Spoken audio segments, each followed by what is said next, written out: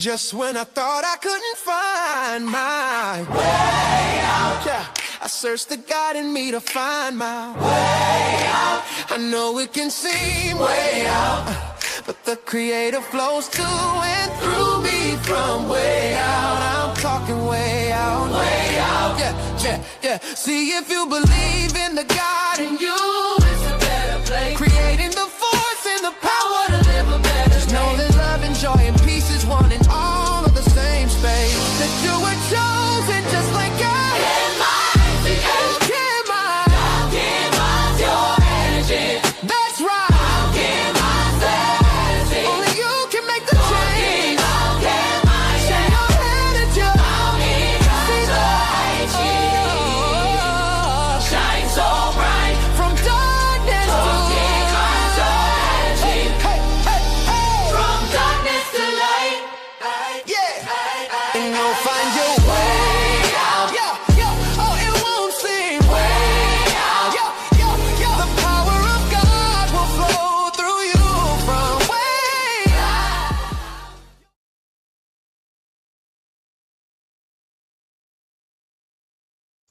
Welcome. This is Alchemized Energy. I'm your host, DJ Genesis. Let me tell you something. So, after I did the Tommy Sotomayor live stream, it was brought on to other channels. They decided they want to comment on it and this, that, the other. You got this guy right here who's like, oh,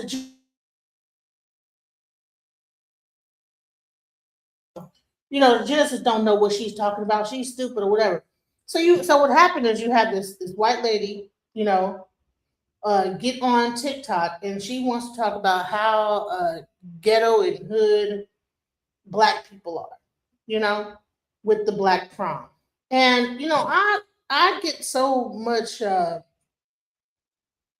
get on different panels and I get to see how negatively people like to stereotype Black people. So I said, you know what? I'm seeing things on TikTok. I'm seeing all the stuff where people are even going out. It's a lot of racism going on because of this new political climate. And I'm seeing like that people are just feeling like really like they just want to just talk ish about Black people. Just talk negative 100% about Black people. And I said, you know what? Let's go back to let's go back and just do a little bit of Black history. You know what I'm saying? Because we're gonna cut it out just constantly just saying about all these negative things about Black people. Like we ain't contribute nothing to society. We just over here just doing nothing.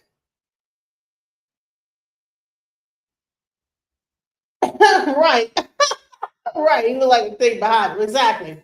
And so I said, let's take some time, because there's so many people just want to talk negative about Black people.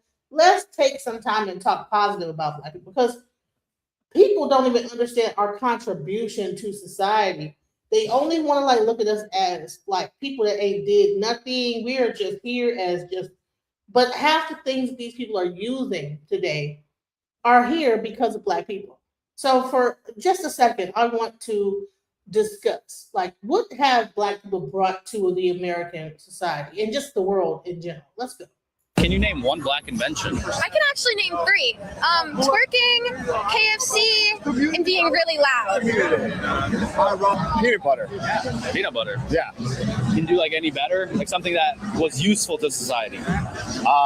No. Why is that? Because that's the only thing I know that was invented by Black people. Man, so do you understand how ignorant people are when it comes to even understanding who Black people are and what they contributed? And the thing is that I don't even think that these millennials know, not millennials, these Generation Z or whatever the hell you want to call them.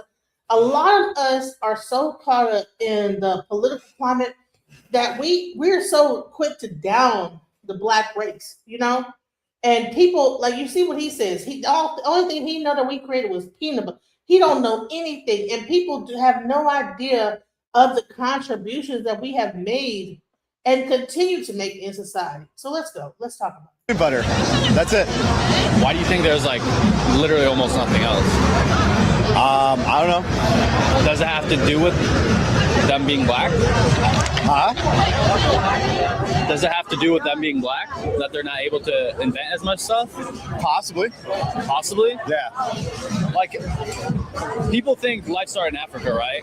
And Africa is one of the most resourceful continent. So why couldn't they invent something before the Arabs had to bring them the wheel? I don't know. But why are people scared to say that? Like, obviously people have their strengths and weaknesses. Like, we could acknowledge that black people, you know, they sprint the fastest. There's most of the NBA is black. Why can't we say? Well, it's just like that, for example, like with like physicality aspects, like it just matters. People really think that we are just only physicality. We just have a stronger body, you know, that we're just stronger physically, but we don't have any kind of mental anything when it comes down to society. They believe that everything that's on this earth, that is everything that's in America, that's being created, there's no black people behind it whatsoever. And here's the thing. When they do talk about black people, it's about hood prom and they want to focus on all these different things, but we are way more. Okay? We're way more than just like people just putting up decorations on the door. And this is an open panel discussion. So I did put the StreamYard in a link. If you guys have any trouble actually hitting it, clicking it, just type in StreamYard.com, ABJ833M458, and you'll be able to come up and make a statement. I need to see you before you come up, and please don't do no nonsense. As far as, there are the fat ones did it too. Yes, there's fat people that probably created some stuff too, okay? I don't know why people say dumb shit. You know, anyways, let's go. On like the genetics, you know, and they usually say because, you know, with slavery they had like them procreate with the strongest and fastest, whatever, but it just comes down to like your genetics. I don't know. Where was the first ambulance service created in the U.S.? That's right, Pittsburgh. Right here in Pennsylvania. First ambulance service, 1967, it was Freedom House. And it was pioneered in the black community. All communities were being failed. You called emergency services, it was basically the police. They'd come by, they'd throw you in the back of a police cruiser, take you to the emergency room, no care. And what these 25 black men and women did, who were pioneers, the first paramedics in the United States, what they did was the first EKG in the field, the first intubation, the first shock, electrodefibrillation of the heart. That was done here in Pennsylvania by these EMS workers at Freedom House. And the reason why it was black workers is because as bad as things were everywhere else, it was worse in the black community. It was because these people, when they called the police, they weren't always greeted with, let's get you to the hospital, greeted with skepticism, greeted with a lot of doubt and suspicion. This was the community that needed it the most. But this was the model for the rest of the nation. And I think it's important as we celebrate our 250th anniversary that we don't whitewash, we don't push this aside, we don't shrink from our history, we talk about it, we learn from it. Do y'all remember when Trump said they taking all the black jobs? I bet you he wasn't thinking about this black job. Let me tell you something. Let's talk about one important black job that many of you have today, being a paramedic. Let's get into it. We must put America first. This is a nation that invented the light bulb, the telegraph, the television, the telephone, the computer chip, the smartphone, the GPS, the integrated circuit, and even the internet. Basically, we invented everything. What is left? We invented everything.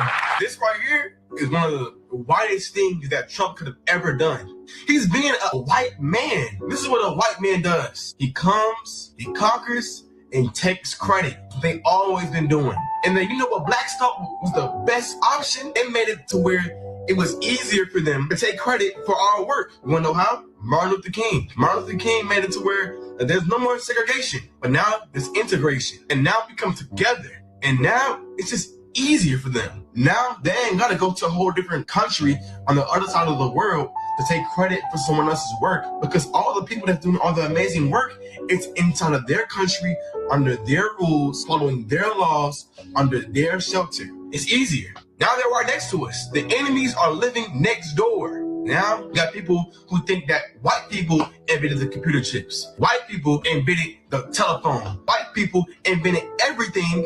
Even white people have accomplished. 97% of inventions were made by Europeans. And there's actually a website when they say like the traffic light or peanut butter was invented by black people. I don't think they've invented anything actually. There's a website that like fact checks these black inventions, and you look deeper into it and usually they're all from white people that they might have added something or it was like completely stolen. So why are we not taught about that? Wow, there's a site debunking black inventions. Yeah, I didn't even invent peanut butter. So I don't think they've invented anything actually. Is this a measuring contest of which race is better? Do you see something in us that we probably don't even see in ourselves? Do you look at us like so superior to the point that you have to say, look, you didn't make that, you're not that good? It's similar to like, if there's a really, really attractive girl and there's a girl who's maybe not as attractive and not getting as much attention, she goes out of her way to basically go, hey, she's a liar, she's ugly. Everyone clearly sees that when it comes to beauty. You are being disrespectful because you don't have something or you feel inferior. You need to work on yourself instead of tearing down that beautiful woman. That's how we see it. Why do you need to stand so high above black people? Why do you need to keep on making it a thing where you keep on telling the world that you're better? If you're really going to be a racist, then you should be a true racist and not use anything or be involved with anything that was invented or created by blacks. Do you want a list? The ironing board, the refrigerator, the baby carriage, the shoemaking machines, the traffic signal, the incandescent light bulb, the folding bed, the mailbox, air conditioning, elevator. You want me to go on? Black people invented everything. Happy Black History Month. Economics. All of the world's economic systems, including both socialism and capitalism, can be traced back to ancient Black civilizations. Money itself was an invention of these ancient civilizations. Across ancient Africa, India, and southern China, cowrie shells were used as currency at least 5,000 years ago. Healthcare. Black people developed the world's first training programs for healers, the first medical schools in Africa over 20,000 years ago. We also required quality care, implementing the first malpractice policies for doctors who failed to heal their patients. Housing. Black people built the first shelters and housing structured over 800,000 years ago in the Near East. Before this, our ancestors used natural shelters or portable structures they could disassemble and move around with ease. By the time Europeans came, they were building multi-story complexes with glass windows and balconies. Black people invented everything. That's a book called Black People Invented Everything. Here's the other thing. Now, I practice E5. That was one of the first actual tools in West Africa to be able to diagnose problems within a person, mental, physically, everything. That's why when you see me doing stuff with the Ifa priest, I am showing you an ancient practice that was done based on mathematics. When you hear these people talking about that we live in a simulation, that things are based on computer code, this was the first iteration of understanding that, because everything was based on numbers. That number equaled out to an energy pattern, and that energy pattern was identified in the person, and that energy pattern had like actual diagnosis. It had like the actual offerings that the person might need to fix the problem. But nobody wants to say anything about that, you know? I think it's interesting that you see a lot of Nigerians in the medical field. Why? Because they already had a medical field, a medical aspect of what they were doing in their society that existed for thousands and thousands of years prior to the American system or the Western system. So let's go. Get the book. The link is here. Why is everybody so surprised when they find out that a Black person invented something? Oh, a little statistic I read the other day. Tell me, a Black kid invented the doorknob. Did you know that? Google it. That guy invented the door fucking knob, dude. What the hell were they doing before? They were difficult to open. I mean, but he made it, and he made no money off of it. People just stole it from him. Like, I could have thought of that. And just took it from him. That guy invented Osmond Dorsey fucking credit to doorknob. It's almost like they could never see it. But that also makes me think of why Black history is so important, because they think all we do is shoot basketballs and catch footballs. But no, way back, 1800s, 1900s, even the 1700s, Black people weren't all slaves. Black people weren't all poor. We did everything.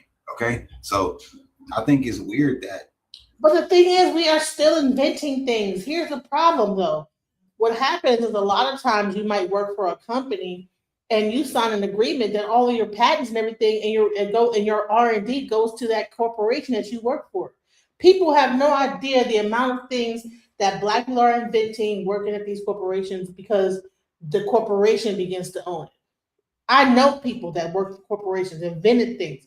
Shouts out to David Tarver, worked for I think Atlantic Bell or something like that, and he created like a thing. People were creating things. I'm gonna bring up David Tarver as well because he created people are inventors. Black people are very inventive. We're not just sitting around just twerking and doing gang violence or whatever y'all want to say.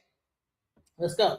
Even today in 2025, we still see Black people as like this subhuman group that like barely invented the wheel or something. No, Black Americans been out here in these streets inventing stuff. Just like this brother right here, Osborne Dorsey, who invented the doorknob and got the patent in 1878. You get what I'm saying? So shout out to him and his relatives that are still here. But no, Black Americans. And here's the thing, is that a lot of times we would invent something, but whoever was a slave owner would actually get the credit for inventing it. So it wasn't just a matter of this way. We just didn't do nothing.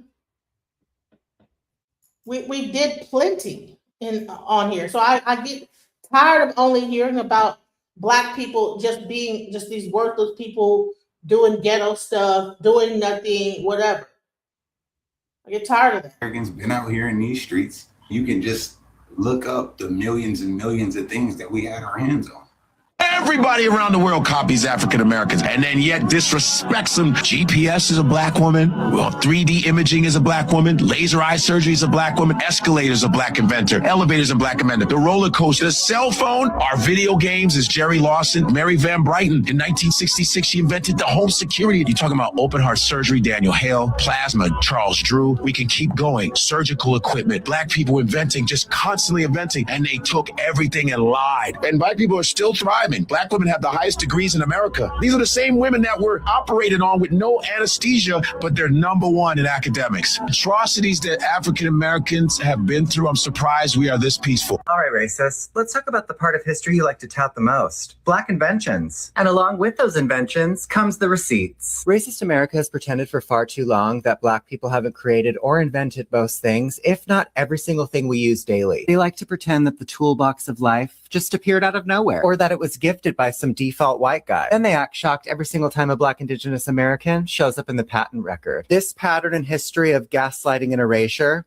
ends now. So why don't we break the spell with a hit list of under-referenced Black American inventors whose work you touch, hear, and rely on every single day, whether you say their names or not. This is what I call the not-so-familiar list. James E. West co-invented the electric microphone in 1962.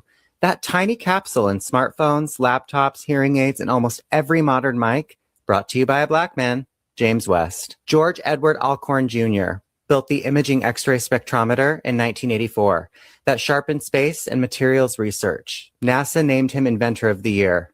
Translation, he built the instruments that actually see what the naked eye can't. Black brilliance. Meredith Gourdine pioneered electro-gas dynamics, devices like incinerate cut smoke and industrial pollution. He engineered the actual physics. David N. Crosswaite Jr., architect of modern HVAC controls for big buildings. He has 39 U.S. patents, some of which include heating systems for Radio City Music Hall, as well as Rockefeller Center. So when you visit these places, your climate comfort is running on David's math. Walter Lincoln Hawkins created durable polymer cable sheathing so telephone lines could survive the sun and harsh weather. Otis Boykin designed precision resistors that stabilized consumer electronics and pacemaker controls. George Carruthers invented the far ultraviolet camera / spectrograph used on Apollo 16 to image Earth's atmosphere and interstellar space. When science looked farther, it used George's instrument. Jerry Lawson led the team behind the interchangeable video game cartridge, the truest pioneer to console gaming. Jesse Russell was the key architect of digital cellular systems and base station tech. He laid the groundwork for the networks that your phone lives on. Marian Croak is the holder of 200 plus patents in voice over IP and internet call tech. So as far as internet calling as a service, she operationalized the pipeline. Valerie Thomas, the pioneer behind the Illusion Transmitter 3D image tech at NASA. Bessie Blount Griffin, inventor of the self-feeding device used for amputees and a disposable emesis basin. It's a clinical design that restored autonomy to its users in this country. Then it spread internationally. Alice H. Parker created the 1919 patent for a gas-fired centrally zoned heating furnace. She also planted the seed ideas for modern home heating segmentation. Miriam E. Benjamin, in 1888, created the gong and signal chair, a call button system predating hotel service alerts. The start of push to summon was formulated by her genius. Andrew J. Beard invented the Jenny coupler in 1897, which is an automated, dangerous link and pin rail coupling. His work improved freight efficiency and worker safety. Philip B. Downing created the street letterbox in 1891 with a weather shielding door for mail drop-off.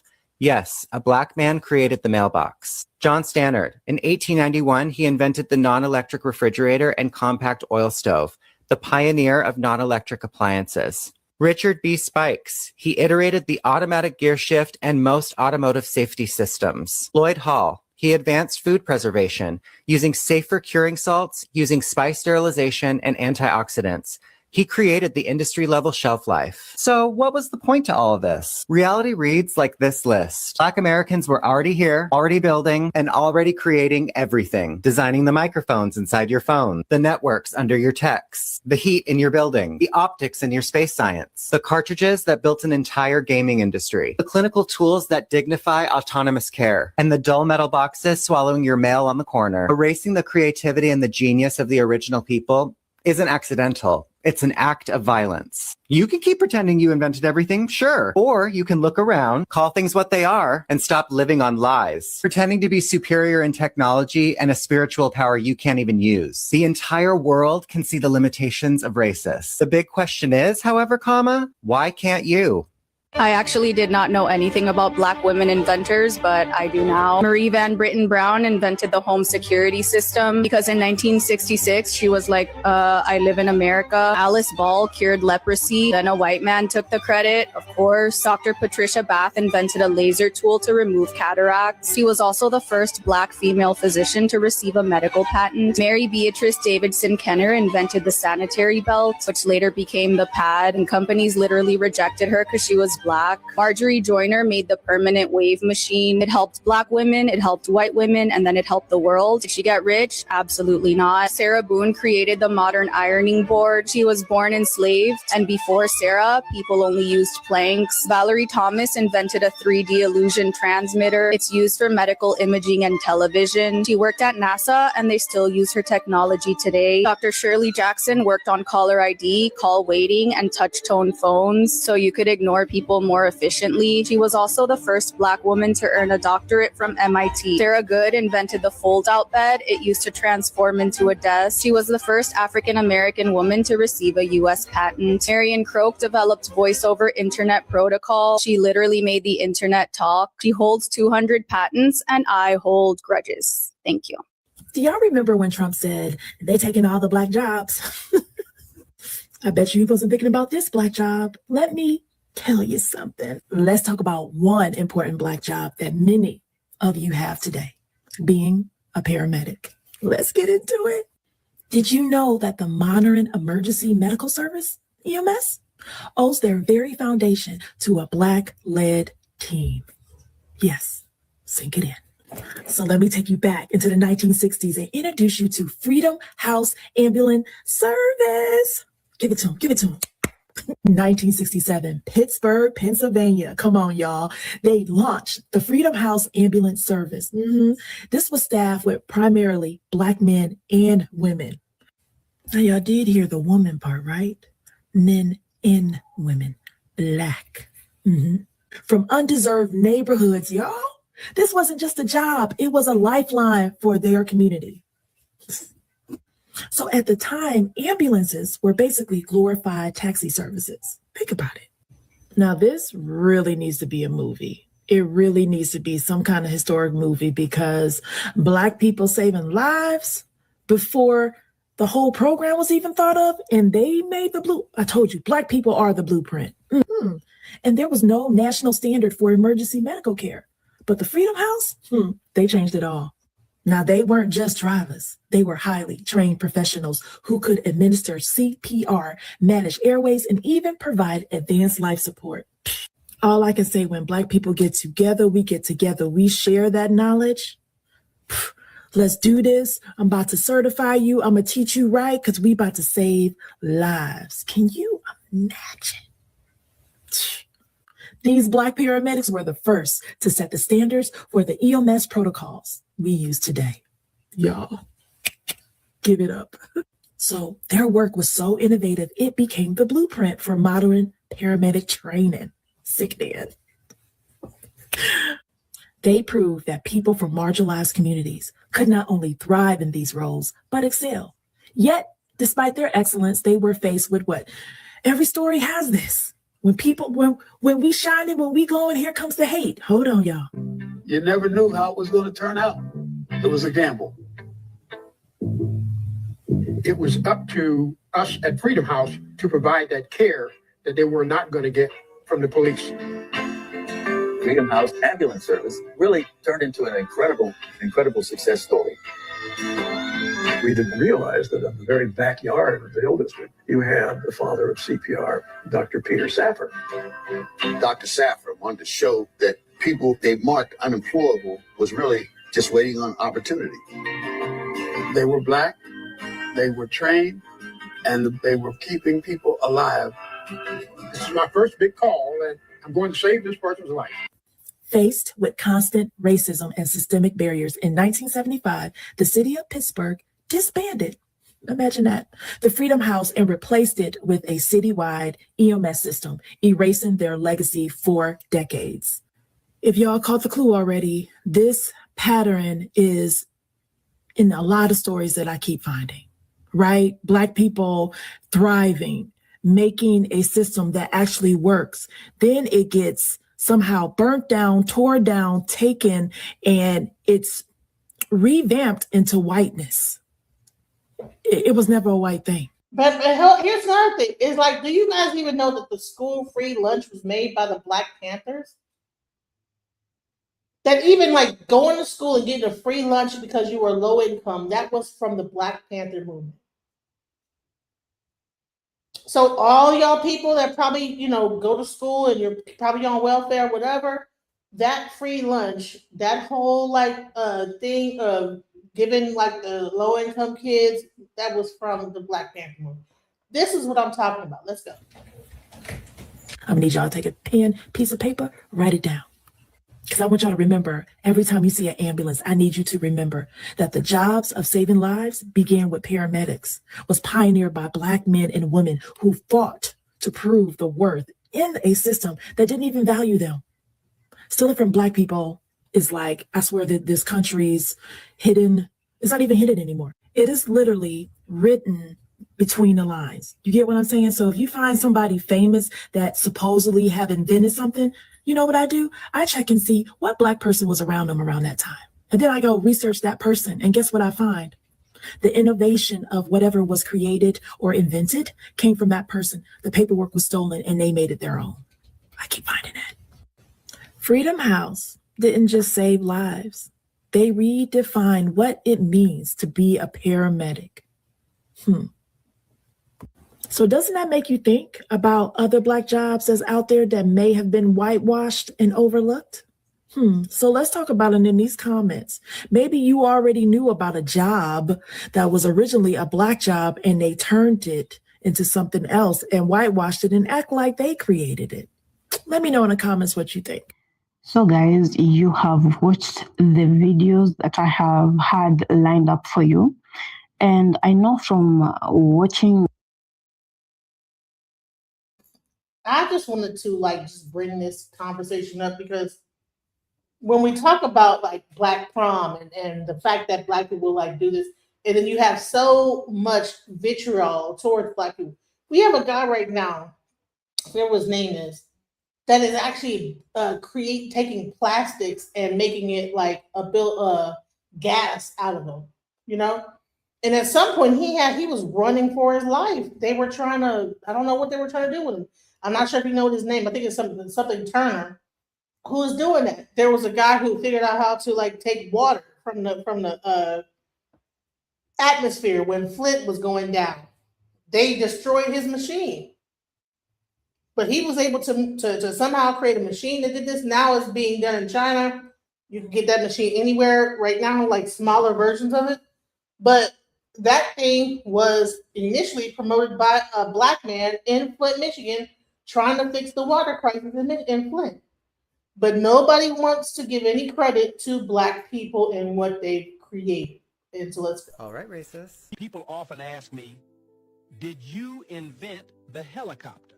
That's a complicated question. Let's talk about the black American inventor who holds the patent for the helicopter. The first usable helicopter was patented by Paul E. Williams on November 26, 1962. The first useful helicopter was the Lockheed Model 186. Paul E. Williams was born on February 1, 1894 in Los Angeles. In 1921, he became a licensed architect and became the first black member of the American Institution of Architects in 1923. He also worked in the Navy Department as an architect during World War II. As an architect, Paul E. Williams designed over 3,000 buildings. In the early 1900s, vertical flying was a pipe dream for white engineers. They were too stupid to fully accomplish vertical flight. Many white invention thieves were thought to have a hand in the actual invention of the helicopter. Yet no one actually invented the rotors necessary for the usage of vertical flight until Paul E. Williams achieved his patent in 1908. The racism behind ignoring his work is mainly why this country fails to give him credit for inventing the helicopter. His patent wasn't even recognized until 1962. Another sly, coward attempt by white men to hide the achievements of black Americans while simultaneously needing them. Paul Williams joins a list of many black inventors whose work was stolen by inferior whites. His creation in rotor-based vertical flight was snubbed, and much was credited to Europeans, who couldn't even get their helicopter design off the ground. So we are 4 days into Black History Month, and we have yet to come across an invention or monumental invention by another race in this country. Was there anything that Native Americans invented in this country? Oh yes, that's right. Natives were building kayaks and inventing snow goggles that they can use on their reservations in the Grand Canyon, while black Americans were committing the indigenous acts of building helicopters and designing homes. All right, racist. So you may not look at all the family and immediately say that. You would just say, oh, they're black. You know, they're Gullah Geechee. But we also have indigenous ancestry. Gullah is a unique English-based Creole language spoken by the Gullah Geechee people in the coastal southeastern U.S. Now, the lie that everyone was told was that the Gullah people originated from enslaved Africans on Sea Island rice plantations. The Gullah language is primarily oral and is considered the most well-preserved linguistic heritage for black Americans. The vocabulary of the Gullah language comes primarily from English. So how could they be African? Gullah also has another dialect which is called Afro-Seminole Creole, which is still being spoken today in scattered black Seminole communities in Oklahoma, Texas, and Mexico. The black Seminoles' ancestors have historically been considered the Gullahs from South Carolina, Florida, and Georgia. But that's not the only tribal connection to the Gullah people. There's more! One of the largest places to house Gullah people was the Chicora Wood Plantation, which is the name of one of the indigenous tribes of America. The Chicora tribe was the first tribe to encounter Spanish colonizers in America in the 1500s. And how you connect the dots of the Gullah people being the actual indigenous people is this. The Chicora Wood Plantation was a rice plantation in Georgetown County, South Carolina, stolen by the European-American Alston family. Before this region was colonized by Europeans, the land was farmed and owned by the Catawba, Cherokee, Chicora, Edisto, Petey, and Santee tribes for hundreds of years. So if there were people farming on these lands already, they want us to believe they brought non-English speaking people to a land they know nothing about to farm on land that already has farmers, which is a contradiction to the transatlantic slave story about the Gullah Geechee people. Because if there were tribal lands before with rice farms, that means the same people working the farms were the same people who owned the homes. And if they needed labor so bad for the farms, wouldn't you just use the farmers who currently operate the farms? The answer is yes. Yes, and that's what they did. Per the Government National Parks website, where I found this historical data, they made a disclaimer concerning the lack of facts for enslaved Gullah people, which is proof of a paper genocide. And per Google, in the 1900s, many indigenous non-federally recognized groups in South Carolina, including descendants of the Chickasaw, were classified as free persons of color or mulatto in census records. The exact same thing Walter Plecker did in Virginia. So don't ask indigenous Black Americans, what's your native language? It's Gullah, just like the first tribe spoke. And if you're from the South, you're either typing in it, speaking it, or cosplaying it. All right, racists. The next time you grab hold of a doorknob, think of Osborne Dorsey. Dorsey, a Black man, invented the doorknob in 1878. Let's discuss the invention that gave everyone with a home privacy. The invention of the doorknob. Think about it. At home, at work, in stores, we're always relying on doorknobs. Doorknobs are the unsung heroes of our safety, privacy, home protection, and personal space. We have Osborne Dorsey, who was born in 1862, to thank for that. In the 19th century, people used to rely on leather straps or latches to keep their doors shut. Neither method was secure or convenient. However, a 16-year-old genius had a solution. In 1878, at the very youthful age of 16, Osborne Dorsey received a patent from the U.S. Patent Office. His initial patent request was for a device he named the door-holding device. Dorsey's design included a knob-like shape, described in his patent as a case or cap which could be easily attached to doors with screws, which is the foundation of the modern doorknob as we see today. It took time for people to embrace this new invention, but once they did, the doorknob became a game changer. Fast forward more than 100 years, and Dorsey's idea has evolved into an essential part of daily life. Modern doorknobs now feature advanced designs, from sleek, minimalist styles to smart locks with keyless entry, which has evolved his invention, blending security and technology. These innovations build on Dorsey's original concept, proving how one brilliant idea can shape the way we live and interact with our spaces. So anytime you step outside into the world with racism as your personality, don't forget that the device that you touch to exit your home was crafted by the very people you hate. There's not a city, a reservation, or home that Dorsey's invention hasn't touched. The peace and the security that was robbed from Black Americans didn't stop them from inventing safety and security for others.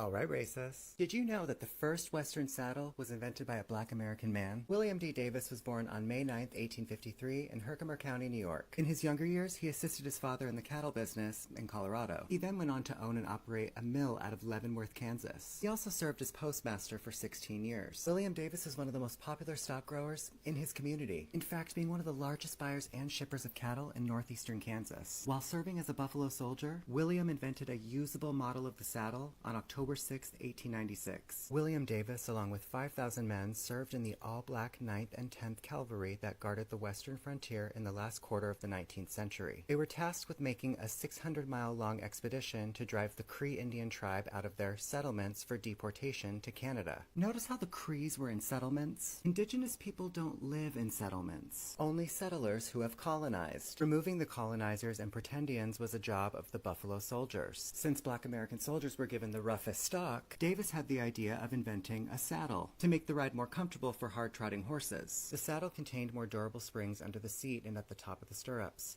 His invention made riding easier for cavalry, cowboys, and mail riders. This is just further proof that not only were Black Americans here first, but they're the actual cowboys and the Indians. I imagine that the first people to touch horses on this land would by default be the first to invent the saddle. All the Europeans love to claim that the Siberians were first, yet they clearly weren't the first to be riding horses in the 1800s. And now this will archive yet another failed attempt at the destiny swap. If you all were here first, did you just sit around with nothing until Black Americans showed up? Because it's clear, Black Americans invented everything.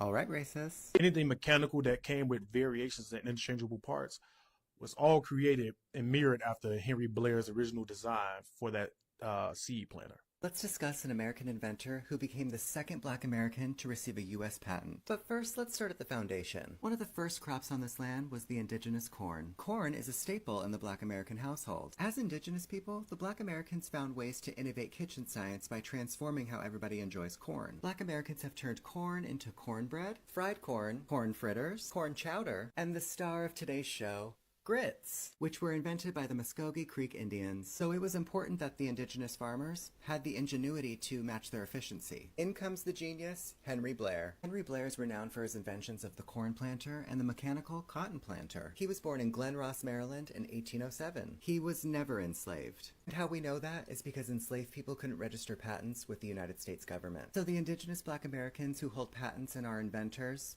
were never enslaved. Henry Blair managed his own business as a commercial farmer. It is also worth noting, Henry Blair is the only inventor denoted as a colored man in the records of the U.S. Patent Office. On October 14th, 1834, Blair received his patent for his mechanical corn seed planter. His corn planter resembled a wheelbarrow, with a chamber fixed to the bottom that disperses the seed. After the seed is dispersed, rakes attached to the back of the wheelbarrow drag over the seed to cover them with soil. Henry Blair's corn planter resulted in more efficient crop planting and resulted in greater overall yield for farmers. According to an 1836 article from the Mechanics magazine, Blair's invention was conjectured to save the labor of 8 men. Just 2 years later, on August 31st, 1836, Blair obtained his patent for his mechanical cotton planter. The device is essentially an adaptation of the corn planter, just optimized for cotton. So the second Black American to hold a U.S. patent before slavery ended built a device to harvest indigenous crops. What does that tell you about the inventor? It tells you that he has indigenous knowledge. It also shows you that the original people of this land are the ones inventing and creating. Thoughts, guys? The link is in the chat. People want to say we ain't did nothing, you know. All right, racists, let's talk about the part of history you like to tout the most, Black inventions. And along with those inventions comes the receipts. Racist America has pretended for far too long that Black people haven't created or invented most things, if not every single thing we use daily. They like to pretend that the toolbox of life just appeared out of nowhere, or that it was gifted by some default white guy. Then they act shocked every single time a Black Indigenous American shows up in the patent record. This pattern in history of gaslighting and erasure ends now. So why don't we break the spell with a hit list of under-referenced Black American inventors, whose work you touch, hear, and rely on every single day, whether you say their names or not. This is what I call the not-so-familiar list. James E. West co-invented the electric microphone in 1962. That tiny capsule in smartphones, laptops, hearing aids, and almost every modern mic, brought to you by a Black man, James West. George Edward Alcorn Jr. built the imaging X-ray spectrometer in 1984 that sharpened space and materials research. NASA named him Inventor of the Year. Translation, he built the instruments that actually see what the naked eye can't. Black brilliance. Meredith Gourdine pioneered electro-gas dynamics, devices like incinerate cut smoke and industrial pollution. He engineered the actual physics. David N. Crosswaite Jr., architect of modern HVAC controls for big buildings. He has 39 U.S. patents, some of which include heating systems for Radio City Music Hall as well as Rockefeller Center. So when you visit these places, your climate comfort is running on David's math. Walter Lincoln Hawkins created durable polymer cable sheathing so telephone lines could survive the sun and harsh weather. Otis Boykin designed precision resistors that stabilized consumer electronics and pacemaker controls. George Carruthers invented the far ultraviolet camera / spectrograph used on Apollo 16 to image Earth's atmosphere and interstellar space. When science looked farther, it used George's instrument. Jerry Lawson led the team behind the interchangeable video game cartridge, the truest pioneer to console gaming. Jesse Russell was the key architect of digital cellular systems and base station tech. He laid the groundwork for the networks that your phone lives on. Marion Croak is the holder of 200+ patents in voice over IP and internet call tech. So as far as internet calling as a service, she operationalized the pipeline. Valerie Thomas, the pioneer behind the Illusion Transmitter 3D image tech at NASA. Bessie Blount Griffin, inventor of the self-feeding device used for amputees and a disposable emesis basin. It's a clinical design that restored autonomy to its users in this country. Then it spread internationally. Alice H. Parker created the 1919 patent for a gas-fired centrally zoned heating furnace. She also planted the seed ideas for modern home heating segmentation. Miriam E. Benjamin, in 1888, created the gong and signal chair, a call button system predating hotel service alerts. The start of push to summon was formulated by her genius. Andrew J. Beard invented the Jenny coupler in 1897, which is an automated, dangerous link and pin rail coupling. His work improved freight efficiency and worker safety. Philip B. Downing created the street letterbox in 1891 with a weather shielding door for mail drop-off. Yes, a black man created the mailbox. John Stannard. In 1891, he invented the non-electric refrigerator and compact oil stove, the pioneer of non-electric appliances. Richard B. Spikes. He iterated the automatic gear shift and most automotive safety systems. Lloyd Hall. He advanced food preservation, using safer curing salts, using spice sterilization, and antioxidants. He created the industry-level shelf life. So what was the point to all of this? Reality reads like this list. Black Americans were already here, already building, and already creating everything. Designing the microphones inside your phone, the networks under your texts, the heat in your building, the optics in your space science, the cartridges that built an entire gaming industry, the clinical tools that dignify autonomous care, and the dull metal boxes swallowing your mail on the corner. Erasing the creativity and the genius of the original people isn't accidental. It's an act of violence. You can keep pretending you invented everything, sure. Or you can look around, call things what they are, and stop living on lies. Pretending to be superior in technology and a spiritual power you can't even use. The entire world can see the limitations of racists. The big question is, however, why can't you?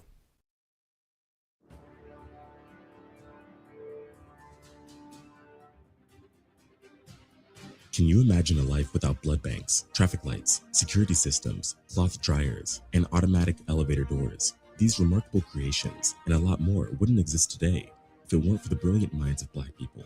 Black inventors and scientists have long created pioneering works, but because they lived in a highly segregated nation and were victims of racism, their work rarely got them the compensation and recognition it deserved. Their inventions were often whitewashed. For this Black History Month special, we are going to take a look at 100 things that were invented by Black people, the kind of inventions that we should have learned in school. One such invention was blood banks. Charles R. Drew was an African-American scientist and surgeon born in Washington, D.C. He was also a pioneer in the field of blood storage and blood transfusion. Because he lived in a period of intense racial discrimination, he actively opposed the segregation of blood donors. He advocated for fair treatment of Black doctors and was recognized as the father of the blood bank.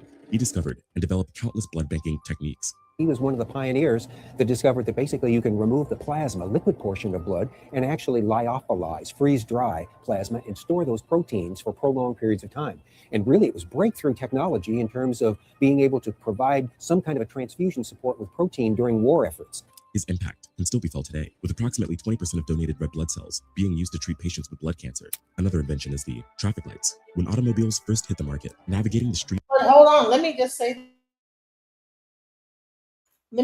this about the blood banks. Do you know America is one of the largest suppliers of plasma to the world right now? And you'll see all these broke people that go to the plasma center when they broke to give their plasma. But the very person that created the plasma, ability to separate plasma from blood, was a Black man. Interesting. Let's go. in America became a chaotic nightmare. Horses, pedestrians, bicycles, and streetcars all tried to compete with motor vehicles for the right to take the streets.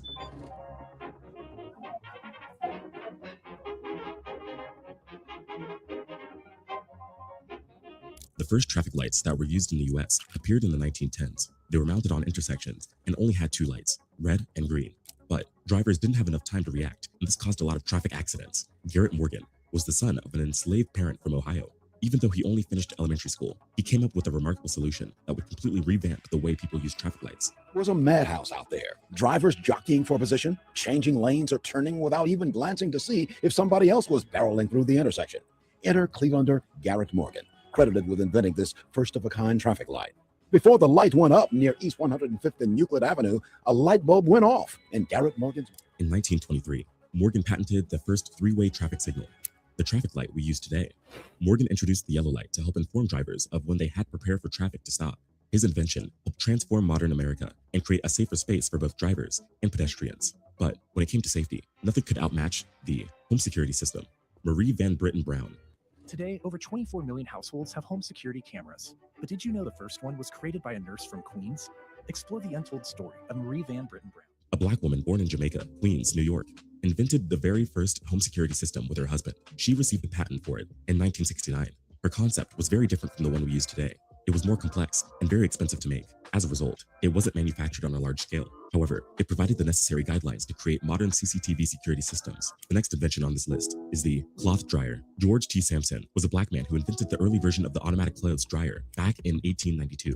This device came with a frame that would allow the user to suspend garments above a stove so that they could dry faster. Before Sampson's innovation, clothes dryers in England and France took the form of ventilators. They were basically barrels with holes. Sampson's invention also functioned as a ventilator, but eliminated the necessity for an open flame.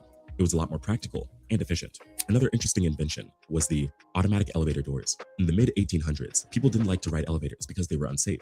At first, they were an industrial invention. They were used for moving factory goods. With the invention of the safety brake and other safety precautions, elevators became more personal and safer to use. Passengers communicated directly with an elevator operator who guided the traffic.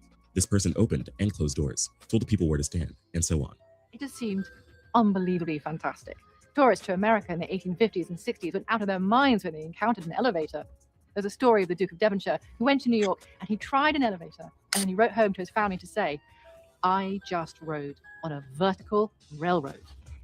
But some buildings didn't have an operator, and there were many people who accidentally fell to their deaths because they had to manually operate the doors. Alexander Miles decided to improve the elevator experience even further. This black inventor came up with doors that would automatically open and close. He introduced a series of rollers and levers that would automate the entire process. Another invention that became widely available was the folding cabinet bed. In 1885, Sarah Good made history as the first black woman to obtain a U.S. patent. After moving to Chicago, she opened up a furniture shop. It was in this store that she invented a groundbreaking idea: the folding cabinet bed. Since most people lived in smaller homes, they didn't have enough space to fit their furniture. So, she came up with a concept that would accommodate small spaces and still be useful for daily use. Another invention is the gas mask. Garrett Morgan, the same man who invented the 3-light traffic lights, came up with another idea that solved a serious problem that plagued scientists for years: smoke inhalation. But this invention was born out of a tragedy. On March 25, 1911, there was a fire at the Triangle Shirt Waist Company in New York. The Triangle factory fire was devastating around the country because it highlighted the need for reform in safety practices. 146 workers died, most of them from carbon monoxide poisoning. Morgan, who used to work in the garment sector, wanted to create a portable product that helped reduce the risk of inhaling smoke. Morgan's inventor brain began to think. He imagined a situation where firefighters could enter a raging blaze, wearing a breathing device that gave them time to rescue victims. He invented the very first safety hood and smoke protector. Next on our list is the improved ironing board. The Chinese started ironing clothes 2,000 years ago. The original iron was made of copper, stone, and iron pieces, baked on fire, and then applied to fabrics. But people needed more practical and improved versions. They wanted a durable and light ironing board that could be used for ironing custom-fitted dresses made with tiny waistlines and corsets. Every woman in the 19th century had trouble ironing these garments. They were tight at the wrists and puffy on the shoulders. Sarah Boone was a black woman who received a patent in 1892 for creating an ironing board that could handle these challenges. Another invention is the refrigerated trucks. Before there was refrigerated transport, people used snow and blocks of ice to keep their products cool. In the 1800s, ice harvesting was a common practice. Ice blocks and salt were used for food storage, preservation, and food transportation, but it wasn't a reliable or safe option for long-distance travel. Frederick Jones revolutionized the industry. He invented the very first system for mobile refrigeration. Jones and Joseph Numero, a local merchant, founded Thermo King Corporation. When his boss asked him to figure out a way to keep food from spoiling during overland transportation, Fred Jones went to work. What he came up with was the world's first system for refrigerated transportation. It's time for us to unlearn all the BS they taught us and learn who we truly are. That's exactly why we made our new Hidden History Workbook. It's a free workbook designed for those that want to wake up and go deeper than the whitewashed version of our history. This will only be available for a limited time. Click the link in our description to grab yours now for free. So listen, guys, I'm not going to play this whole 100 thing about Black inventors. Please go and check out the website. The YouTube channel. It's called Black Culture Unlocked. It has 100 things you didn't know that were invented by Black people. Please go and check this out. I'm going to put the link in the chat if you want to find out more. Because I just think that, when we talk about Black people, you never hear about the things that we've contributed to society, right? And when you look at it, there's some substantial things that we've done. So when people want to talk about us as far as inventing just only hip hop and only just even down to hey, the hood prom and all this other stuff, we have way more substantial things that we are doing on this continent than just being hood. Okay, There's people that work for these major corporations that are like actually inventing things right now as we speak. But what happens is that when you sign over that non-disclosure, everything that you invent for that company now is owned by the corporation. So you never know that a black person did it, you know? And that's just straight up. So let's like not pretend like we're just over here just, just with no kind of ingenuity or whatever. So let me go to the next subject. I was hoping that people were going to come up here and challenge me on any of this, but no one did. So let me go to the next subject at hand, which is Spirit Airlines has decided to close. They were unable to reach an agreement with President Trump on the bailout. Let's go. Chapter 11 twice, I think, over the course of the last year. What were they trying to engineer here, and how much was a countervailing force what's been happening in the Middle East and the knock-on effect of fuel prices going up as much as they have? Yeah, really, Spirit had been having problems for a while. Frontier had approached them and looked to purchase Spirit, and that deal came apart as JetBlue stepped in the way to take the airline. JetBlue won that competition, and after that came apart due to antitrust issues, Spirit really appeared to be, a bit listless, and the business started to deteriorate. The U.S. industry really looks to us like it has too much capacity. So fares were a challenge. You don't bring enough revenue in, obviously, you can't make profit. And this was all happening really before fuel prices spiked due to the war. And when fuel prices spiked due to the war, especially here in winter season, which is low demand season, we really didn't think Spirit had long to live. And that's ultimately what happened. I think that it's probably a good reason, or the best reason why I don't know that a bailout was really appropriate here, because it looked like the market already had too much capacity before the war, and Spirit was already having problems before fuel spiked. We're going to get into the politics of that bailout conversation in just a moment, George, but let me ask you a little bit more about that potential merger between JetBlue and Spirit. So that was struck down by a judge. I think there's a lot of criticism, particularly on the right, of that happening. Walk us through the rationale for that. Why didn't that deal come to fruition? Why wasn't it consummated? It was on competitive issues. And really, we saw both carriers as being too small to affect the whole market. There probably needs to be some consolidation, or could have been some consolidation in the U.S. airline market. I think we're seeing it now. Fares have been under pressure a bit with the spike in fuel. It's going to be even more challenging. Is it just me, or does it seem like a way to stop us from moving around? Spirit was like the only airline that you probably could get like a $50 ticket to go to Louisiana, But now all of a sudden, due to whatever, they are now out of the picture. Frontier's still there, JetBlue's still there, but Spirit's gone. But I'm trying to understand how those two things still standing, And why couldn't JetBlue? I would have loved if JetBlue would have gotten hold of Spirit, because JetBlue has some awesome planes. JetBlue's planes are the ish, you know what I'm saying? Spirit, and what's so crazy is that, all those older airlines, American Airlines and things like that, they have very old planes. Spirit had the most newest planes. You never really heard about them going down like that. No matter how much you want to talk about Spirit, you didn't hear about them going down, but you hear about all those older airlines going down. Let's go. Even more capacity has to come out of the marketplace, but it was struck down for anti-competitive reasons, which we really couldn't understand. Neither one of them seemed to be large enough to really affect the U.S. domestic business. Jeff Mason, known to us as White House correspondent, you were telling me as you were sitting down, you used to cover airlines. Former airlines correspondent. Didn't know that. Things I'm learning about Jeff this morning. First job. In that vein, we do have sound from the president just last night talking about this in Florida.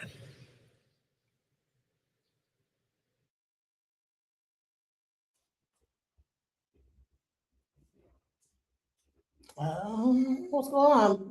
It's one of those things. We'll do it or we won't.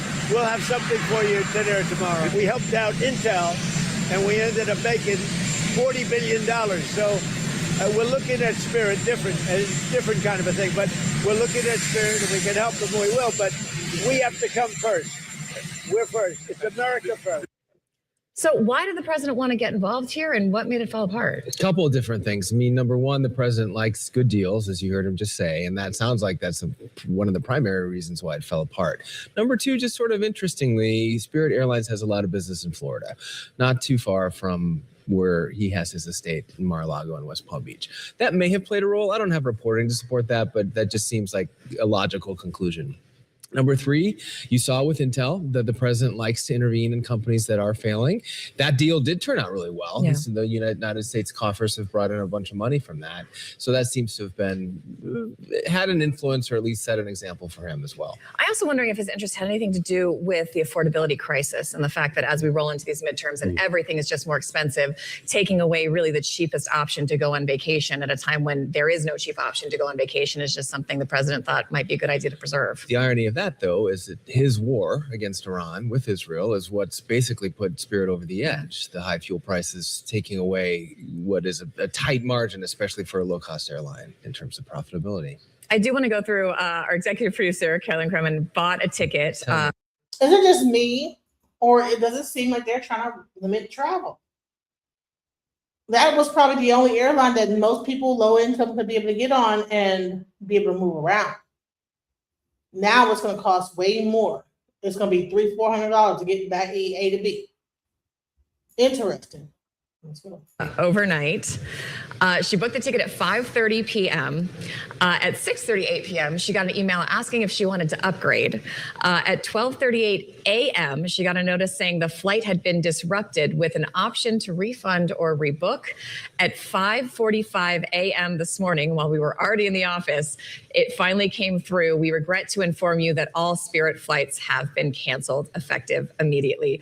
George, I want to ask you, I mean, Spirit has said it will refund, but it's not going to cover hotels, or if you were stuck in a layover and you got to rebook yourself, you're kind of on your own. What happens? Is there any liability or a chance to recover damages for these stranded passengers? And why did they continue to collect money and collect airfare when they knew they were going to go down? This is the type of weird shit that American companies do. You know you're fixing to go down. And then you got people up there waiting on their flight, and then come to find out it's not even going down. Let's go. I think you'll be lucky to get your refund in any kind of short order. And yes, I think everything else, you're never going to see any reimbursement for the inconvenience that occurred to you. It is probably good to know. Sound like a class action lawsuit, but hell, if the company don't exist no more, you're going to need to get your money back. Child, this is terrible. That we looked last night at what Spirit had on the schedule for 2Q and 3Q, which is usually about as far out as airline schedule. They're less than 2% of the U.S. and Caribbean marketplace, so it's not going to be. It's a big effect that happened to you. Not going to be a huge effect in the market. I'm going to assume Carolyn didn't use her debit card, so maybe the credit card company will step in here. But George, let me ask you a bit about how other carriers are going to react. In light of this, we heard from Sean Duffy, the transportation secretary, some encouragement that other carriers are going to maybe reduce their fares for these passengers who are stranded. What customarily happens in a moment like this, bearing in mind we haven't seen an airline fail here in many years? Yeah, I mean, I think the other carriers are going to operate in their financial best interest, right? And so I think they'll want to pick up customers. They'd like to pick up a loyal customer. That's not typically what you get out of these low-cost carriers like Frontier and Spirit, right? This is not those those well-heeled folks that are filling the loyalty program at Delta. So they may provide small incentives to try to bring them over. But my guess is they're going to act largely in their financial interest. It's a very challenging market right now, right? Fuel has moved twice, it's doubled, and the airlines have to recoup that in order to stay profitable. None of them will be as profitable in 2Q, if you believe their guidance, as they were in the last 2Q. So they're really scraping to try to find ways to boost fares, boost revenues. And I think they'll use the opportunity to increase fares. Looking at this sector, looking at these ultra low-cost carriers, there was this meeting in Washington, I think about a week and a half ago, with the transportation secretary. So you had the CEOs of Allegiant and Frontier and Sun Country going to Washington to make their case. What does that say to you about the health of this sector broadly? Yes, Spirit's a unique case. It was dealing with issues for a much longer time, as we've been discussing here, George. But some of the pressures that were brought to bear on Spirit are shared. I think it's funny that they're say, well, it's already been dealing with issues and this and the other. All airlines deal with issues, have layoffs. I mean, come on. They keep trying to throw that in there. Well, you know, what do you think is going to happen? You know, it's always been dealing with issues. Come on now. By a lot of these other carriers. Yeah, it's a very challenged business in the U.S. And so, first, ultra low cost is, I sort of equate it to like a Ryanair type airline in Europe. Doesn't seem to have taken off as well in the U.S. And lately, the dynamic in the market is very challenging, right? Because if you look at the big full service carriers, you look at United and Delta especially, the way they're running their business right now is they have these big premium programs. Man, this sounds like a leveraged buyout. What they're going to do is shake Spirit out of their airline, buy all their airplanes, and shake them out the market because they were too low. They were doing it too low. Shake them out the market, up the airline prices, and then flights are going to be astronomical. And then everyone's going to be traveling via car to get to where they have to go to because people can't afford to fly anymore. And so now you're going to have the roadways being filled with cars getting need to be. And then that's going to be messed up by the gas prices. Let's listen. This is crazy. Programs where they give their loyal customers, they have a credit card, they buy their dinners and they buy their groceries on that card, and the airline sells miles to the credit card company and generates a bunch of revenue on that. Right? Delta makes some $4 billion or so a year on that. Then they use premium, front cabin, extra leg room, all kinds of crazy things to boost revenue. And remember, in the back of all of their airplanes, I tell people, is a little Spirit Airlines or a little Frontier. They sell those fares. They can tighten those down a bit to be very competitive against Spirit and Frontier, cover the marginal cost of flying that airplane plus a little bit. If they fill the airplane 90, 100%, they get great efficiencies. They've subsidized a bit of the back of the airplane, and they're taking Spirit and Frontier sort of, they're hurting them in the marketplace. So in the U.S., because we don't see this dynamic in Europe and other parts of the world, they don't have the credit card fees that they can count on in other parts of the world. In the U.S., I think this model is getting very challenging. And so I think that we're going to have to see a slim down in those low-cost carriers in the U.S., I think, in order to keep them viable. Jeff, I want to ask you about Sean Duffy and the Transportation Department under this administration versus the last administration. We saw Pete Buttigieg very aggressive with airlines, with passenger rights, with things like that.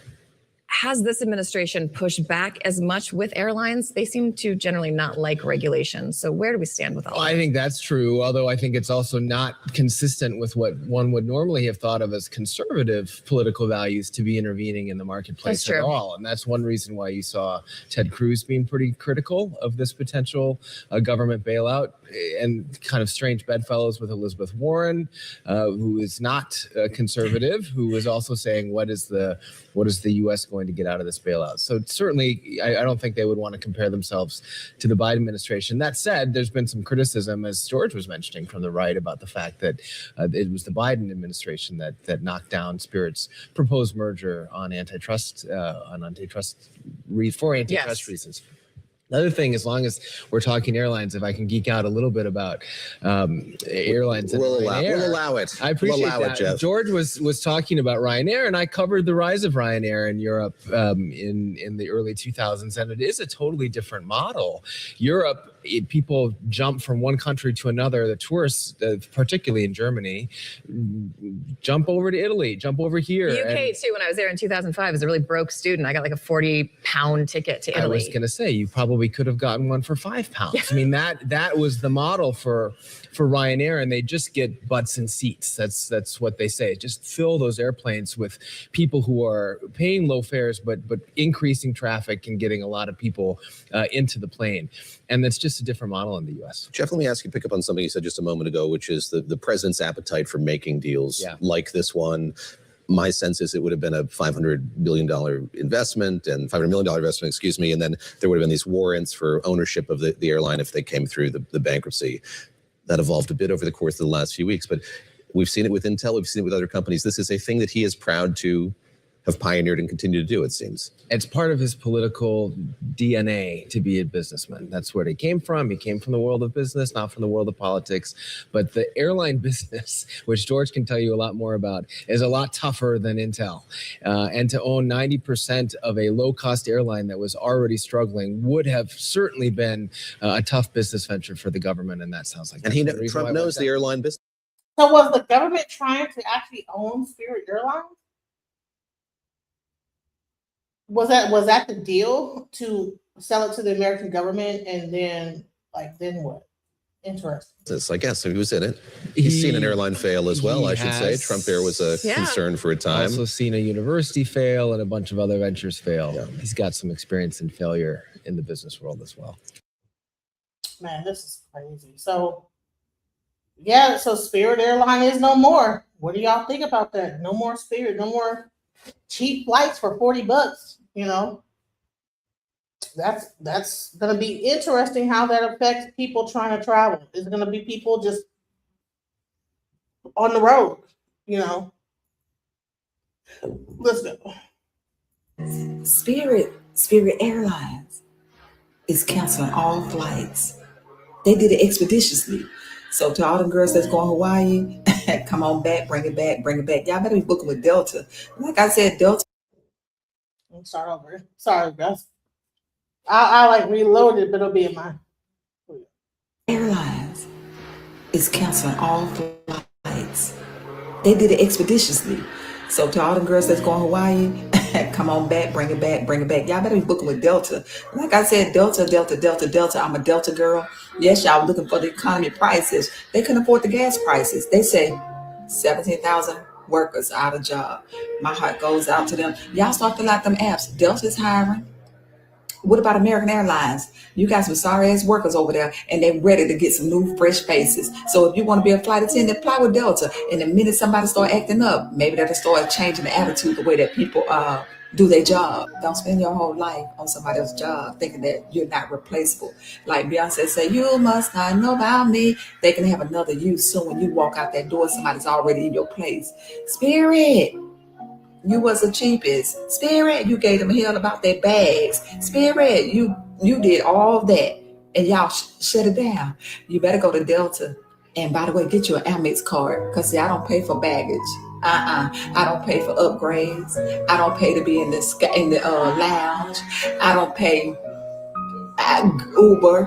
I don't pay doing hotels. All I'm saying, Delta. I love to fly the shows. Sorry, Spirit. We got the Spirit, yeah, we got the Spirit, yeah, we got what? They ain't flying no more, they cancel. Good night. Be buds. Spirit Airlines.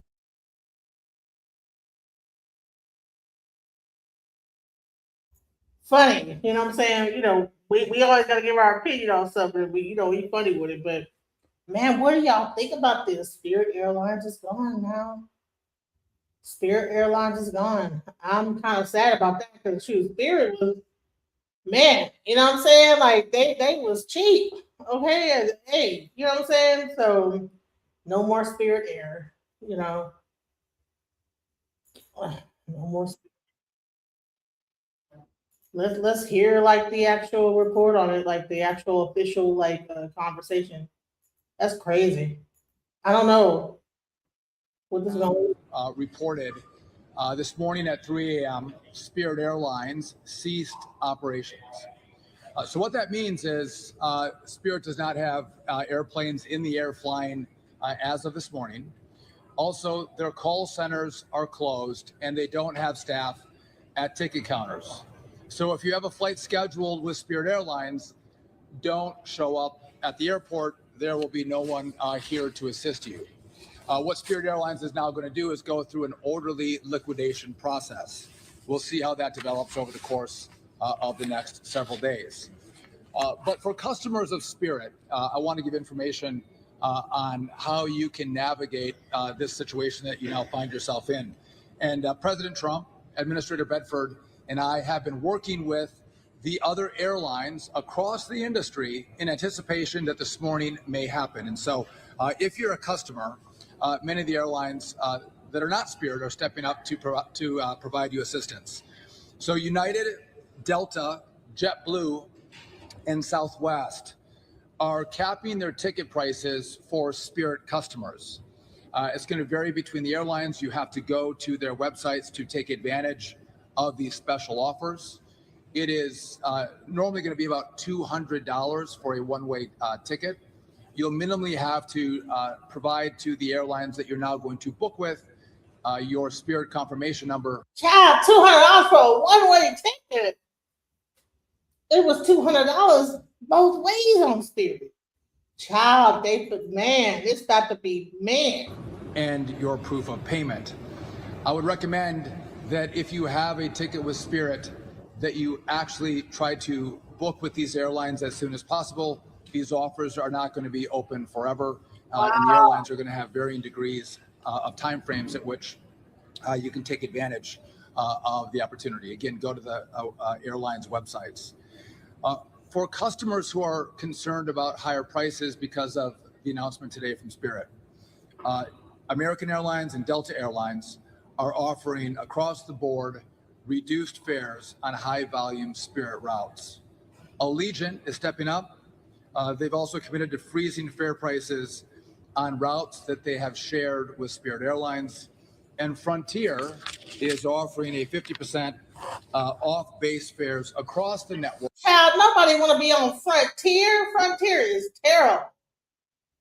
Man, honey, Spirit Airline and Frontier was like neck and neck, but Frontier, child.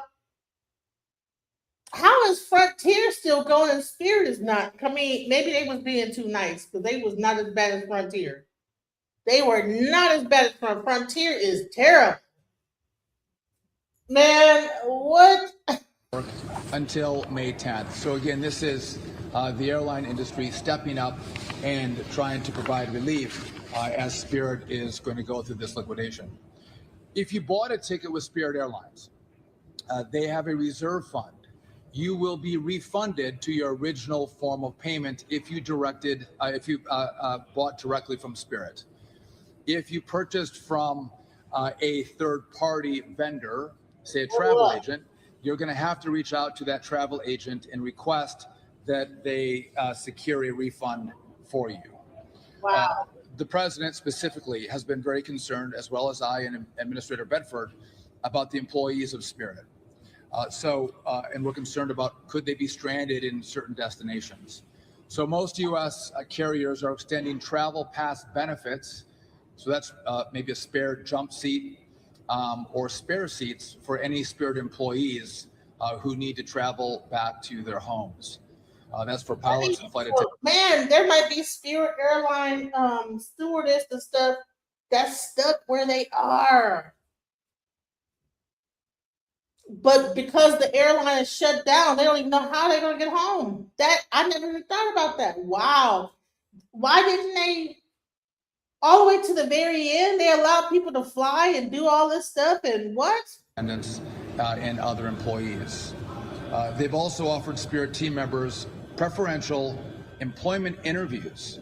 So again, there's a demand for aviation workers. So even American and United have drafted or crafted microsites for Spirit employees to potentially jump the queue, and get preferential treatment in the application process for the many airlines that are now hiring, whether it's pilots, flight attendants, baggage workers, or even those who've worked in the call centers.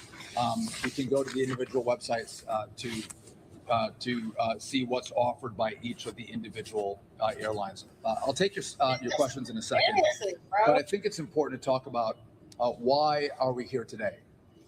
There was a proposed merger between JetBlue and Spirit, and Joe Biden and Pete Buttigieg, along with the Biden DOJ, decided that they did not want that merger to take place. And at the time, the Biden and Buttigieg DOJ bragged and said, as they canceled the option for this merger, that this was a victory for U.S. travelers who deserve lower prices and better choices. Now, many at the time said this was a disaster. This merger should have been allowed. And this today would indicate this is not better for travelers. This is not better for pricing. This is not better for competition. Actually, it's worse. We had an airline go down because the markets were trying to allow two airlines to merge, make them stronger, and offer more competition for the American consumer.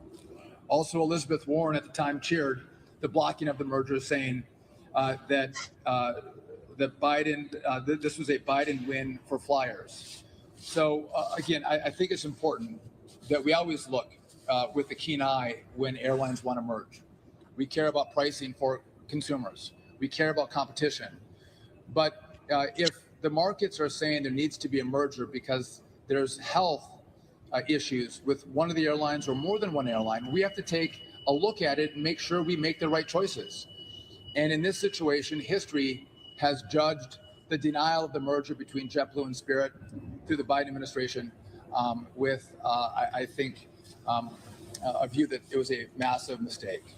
So we have been engaged again with the airlines for the last several days as we saw the potential of this wind down happening. And again, I want to thank the airlines in America for stepping up. The biggest airlines, the low-cost carriers, taking care of employees, taking care of customers, making sure that prices remain affordable, but also those travelers who could be stranded can actually get home. With that, happy to take any of your questions. Yes. The president said yesterday that the deal was possible, but only if it was a good deal. Obviously, that didn't happen yesterday, and then even overnight hours.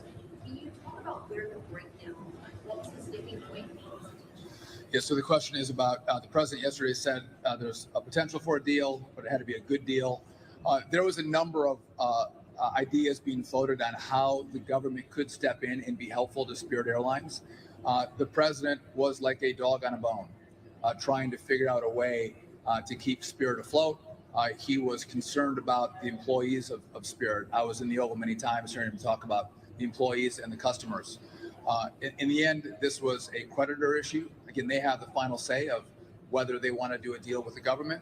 But also from the government's perspective, we oftentimes don't have $500 million laying around in a spare account that we can put into a bailout of an airline. So there was creative thinking on how it could happen. Those two things never materialized. There was a significant effort. They have $1 billion to send people into space, but they don't have $1 billion to save Spirit Airlines. Interesting. By President Trump and the administration to make it happen, but in the end, a deal couldn't be reached, and so here we are today. You also brought up the floated merger between JetBlue and Spirit Airlines. Spirit Airlines isn't the only budget airline that's dealing with the same issues, rising fuel costs due to the war. Do you foresee a chance where we could be staring down the same type of shutdown of the airline just as well? Yeah. So the question is, and I know you don't have a microphone, that this is Spirit's not the only one who's having financial issues right now. There could be more. I would just point this out. Once the merger was denied in 2024, Spirit filed for bankruptcy immediately after the denial, and then last August, Spirit again filed for bankruptcy. So Spirit was in dire straits long before the war with Iran. Multiple times they had filed for bankruptcy. Their model wasn't working. They couldn't get to fiscal health. So this was not the impetus. The war was not the impetus for Spirit. Now you've heard that other airlines have talked about requesting a $2.5 billion bailout. I am in continual contact, and my team is in contact with all the CEOs of the airlines. I would say that at this point, I don't think it's necessary. They do have access to cash. If they want to come to the U.S. government, we would be a lender of last resort. If they can find dollars in the private markets, I think that's better for them. If there was a need across the low-cost carriers who had made this request, again, there's not $2.5 billion that sit around in Congress that the executive branch can fund a bailout for those airlines. That would have to be a conversation that does happen with Congress. And there would have to be a real need. And so sometimes what can happen is when there's a conversation about Spirit Airlines and a potential a bailout, if you will, what other airlines see is an opportunity. Is this an opportunity for us to get money as well to help our airline out? not necessarily based on need, but based on opportunity. And I think that's what was happening when the low-cost carriers put out a request for $2.5 billion.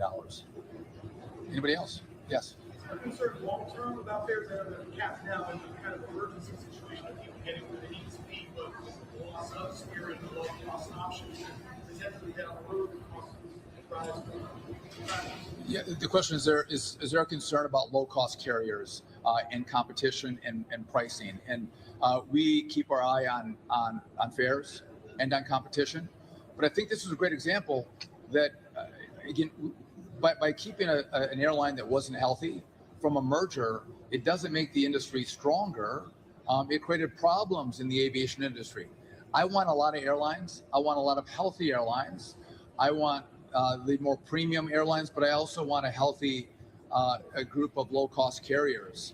And that's going to, I think, give the American people different options, different prices to travel across the country. And so do I think what Spirit announced today is going to impact that? I don't. Are there some financial issues with some of the low-cost carriers? Yes, but they have access to capital, and many of them are well-run businesses. And I think that because the industry has become so competitive, a lot of the larger carriers have stepped up with really good offers with maybe better service. And so we're going to see a shakeout that happens. But again, we want options for the American traveler. We want competition, which means better pricing for the American consumer. Yes.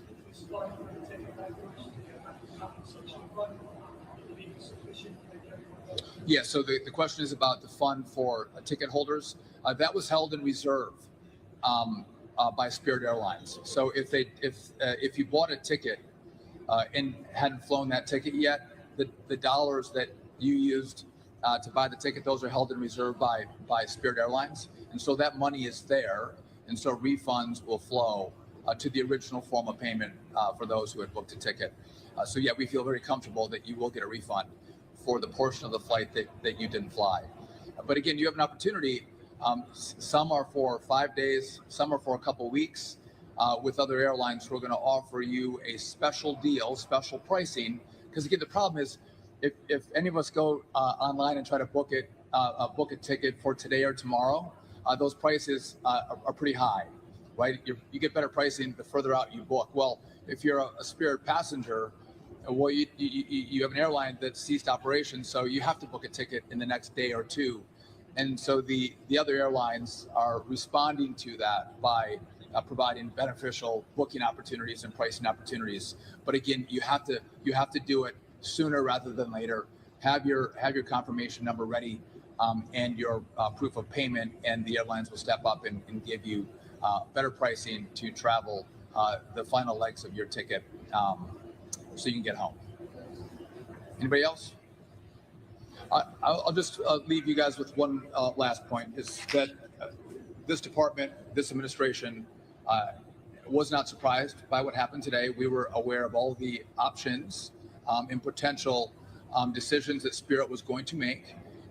We have prepared, and again, the other carriers, I had a number of conversations with the CEOs in anticipation that this could happen this morning.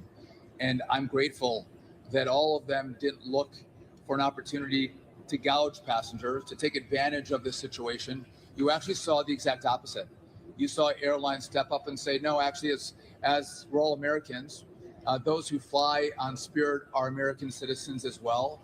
We're going to lean in and try to help out in a difficult time. And I'm proud that we have airlines that do that because it's our brothers and sisters who might find themselves in a challenging travel situation today, a family that might be in a location. And so I want to thank the airlines for their advanced work that today happened. I want to thank the president and his team for looking at every option that was available to him to allow a bailout for Spirit. But in the end, I think after today, we are going to see a stronger competitive market in our airline industry. And we're going to continue to look at pricing. We're going to continue to look at our energy supply, our jet fuel supply. And as we look forward, we're going to try to make the best decisions. Again, I think this was a bad decision by the Biden administration by not allowing the merger with JetBlue. We will try to make smart decisions that always drive competition, that take care of customers, and make sure we as Americans have the best service and the best pricing in the aviation sector. With that, thank you for coming out. God bless. Just when I thought I couldn't find my way out, yeah, I searched the God in me to find my way out. I know it can seem way out, but the Creator flows to and through me from way out. I'm talking way out, yeah, yeah, yeah. See, if you believe in the God in you,